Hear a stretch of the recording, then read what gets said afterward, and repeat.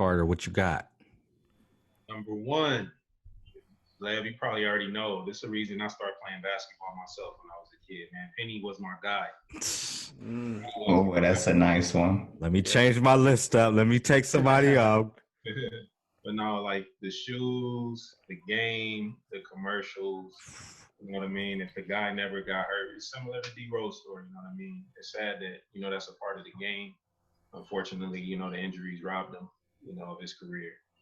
So Penny's my number one. You guys said AI. That was my number two. As far as AI goes, I appreciated him, and it kind of ties into the things you guys said about him. But he was unapologetically him at all times.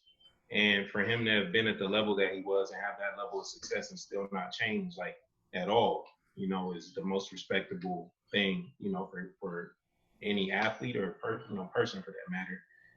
Number three, I got. Before you go on for number three, yeah. You said he was unapologetically him and he didn't change for nobody. That made me think of a Jay-Z line, like automatically. He said, "Jigga man, you rich, take that do-rag off." Allen Iverson was not taking that do-rag off. You was gonna have to deal with it. And I think it was the same run to where they ended up getting to the finals, but his battles with Vince against Toronto, and then with Ray Allen against Milwaukee as well. Those two series were epic series. Definitely. My third is Lou. Lou not supposed to be on this list, man. We ain't gonna talk about them clips and how they choked him off this year. Lou was supposed to get his ring.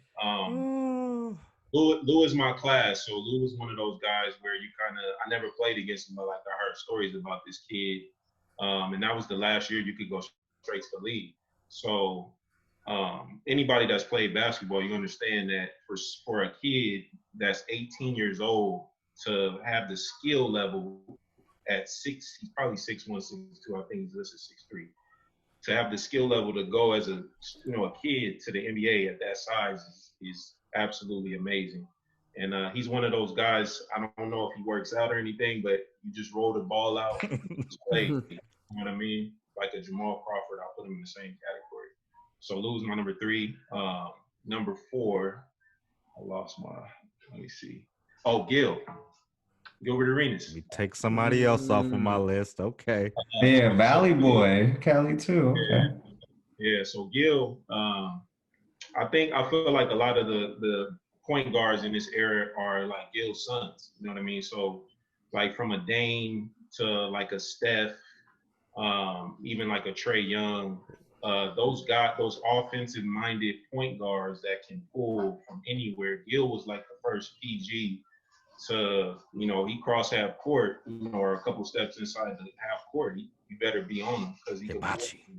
Yeah. So Gil's on there. It's cool to see him too as he's gotten older and how cerebral he is about the game because of how silly he is. Like his personality, you wouldn't think he can analyze the game the level he does. He knows the game probably better than most, I would say. And then my fifth is my last one. Zach LaVine. Zach LaVine. Yeah. So Zach was one of those guys. I wanted the Lakers to draft him in 2014. They ended up picking Julius Randle. So their careers are in different spots. The Lakers got a chance. They probably could, try to make a deal, swing, bring him back to LA, UCLA product. So LaVine's my last one.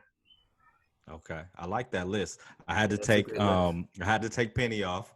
I still have my 5, and I had to take Gil off. I love Gil because I saw he was one of the camp counselors at Jordan Camp one of the years that I went there.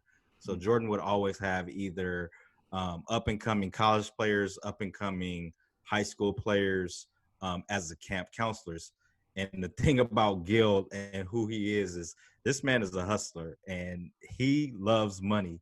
And this dude was playing us kids. So we're like grade school to high school. He was playing kids video games for money. He was shooting craps with the kids for taking their money too. He was playing pool against the kids taking their money, playing ping pong against the kids taking their money. And then the other thing that he was doing, like I said, he's a hustler. He was getting the basketball shorts from the other players from the college shorts. So he would ask them for their shorts, and then he would sell them to other kids too. So he would take them from you and then get them for free and sell them to other kids. So I love Gil. He's a character, and I, like you said, I do like the fact that he has. I wouldn't say he's matured, but he's definitely evolved. And I like the podcast that he has, and he had Earl Watson on there the other day, and the stuff that they were talking about was really dope. So I will go ahead and get into my five. that was one. No, that was not one. I'm piggybacking off of his. I had to take that off of there. I would say I like the Lou Will pick though, only because I thought of Drake. Go Lou Will on these. So my number one is Sean Kemp. So the Rain Man was ridiculous. Oh yeah. So he, side note, he's opening a cannabis. He has a cannabis company in Seattle that he's opening up, and everybody on Twitter today had the same joke. He needs to name it Sean Hemp. That's hard. And then somebody posted a sign back in the day when the Sonics were in Seattle. Somebody had a sign and it said "Legalize Kemp." So hopefully he does well in his business. I think Gary Payton is supposed to show up to the grand opening as well. So we'll see how that goes. But that duo was ridiculous. The fact that they got to the finals that year in '96 against Jordan was amazing. But early in their career, when them two would link up, you could throw it to the roof and Sean was gonna catch that thing and yam it on somebody. His YouTube highlights of him just dunking on people, not all the other dunks, but him just dunking on people are ridiculous. Especially the one, I think it was Alton Lister, that he dunked on him and then he gave him a pound afterwards. Like, how do you get embarrassed like that and be like, yeah, you got me in front of tens of thousands of people? So Sean Kemp was amazing. He was Blake Griffin before Blake Griffin. That's my number one. I had to put a Laker on here. So Eddie Jones, man, one of the most quiet dudes out there, but will lock you up, will dunk on you, will score on you and get to the basket with ease. It was sad that Eddie had to go, but it was for a good reason because that allowed Kobe Bryant to flourish and shine and become who he became and bring 5 titles to the Lakers. But Eddie Jones was the man before him, which leads me into my next person. This person had to leave the Lakers too for Kobe to shine, and that's Nick Van Exel. So as much as I love Kobe Bryant, Nick Van Exel is my favorite Laker of all time just because of just his brashness, his bravado when he would hit a 3 on somebody and come up the court and do the uppercut on him, or he would hit a 3 and bring the pressure down. Like, Nick was the man. I hated seeing him go. I hated seeing both of them go, but I really hated seeing him go because that's what introduced me to basketball, and that's what introduced me to Laker basketball, were those teams with Nick Van Exel and Eddie Jones and Anthony Peeler and George Lynch and all those players. And I was happy, and I'm still happy, that the Lakers were able to have 4 All-Stars at one time when it was Nick, Eddie, Kobe, and Shaq. So that was pretty amazing that happened. Let's keep it LA. I'm gonna go Baron Davis. I fell in love with Baron Davis. His when he was at UCLA and he had a game against the Huskies and he had like 3 crazy dunks in a row. One of them was a fast break and he wrapped the ball, I think, around his back twice and then just went up and dunked. He's an LA legend. Still LA legend, doing a lot of things in LA, doing a lot of things in film, which he has done for a long time.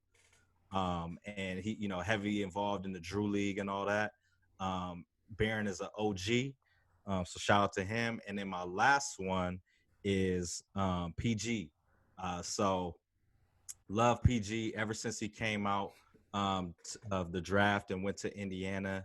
You know, he's really elevated his game and elevated his stock. It really sucks to see, you know, how his seasons have ended the last few years, just because we know the work that he puts in to be great, and the work that he put in to go from a bench player to an all-star to someone having a signature shoe to getting injured on Team USA, and then to come back and still be an MVP caliber player. You know, the things that have happened in the playoffs have been unfortunate. So I really hope that he is able to come back and perform. I don't want them beating the Lakers, but I always have rooted for him as an individual. Very nice guy, enjoyable to be around. And then I also, you know, I got to do it my way. I got an honorable mention as well. Bro, you already got 10. I don't care. We going here. This guy's segment. Q Rich and Darius Miles for the culture. You added 17 people. I don't care.